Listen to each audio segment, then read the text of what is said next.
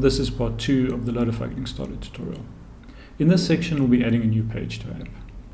So in the last section, I shut down my development server using Control-C. So I'm going to restart it by running npx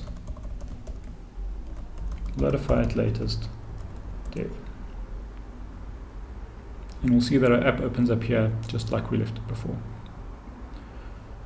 So let's create a new file, and we call that file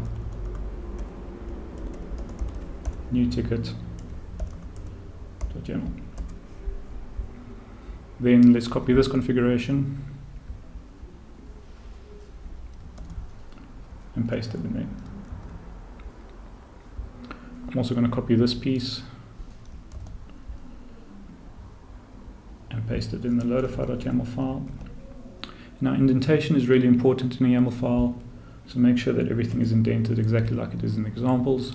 If you have any problems, that might be the cause. So let's save that. If we go to our app, we can see here's a new ticket menu item. If I click on that, it takes me to the new ticket page we just created. And we can look here, if we click on the links, then the browser path changes as we navigate between the pages.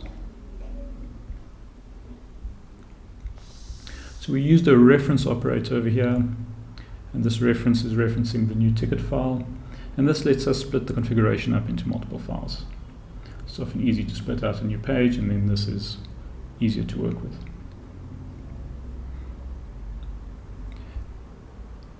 These menu items are created by default and they aren't very pretty, so let's make them a little bit nicer. So let's add a new default menu. We add that in the Lowdefy.yml file. Here we can see we're setting some icons and some better titles. So if we save that, we see that our menu items have updated.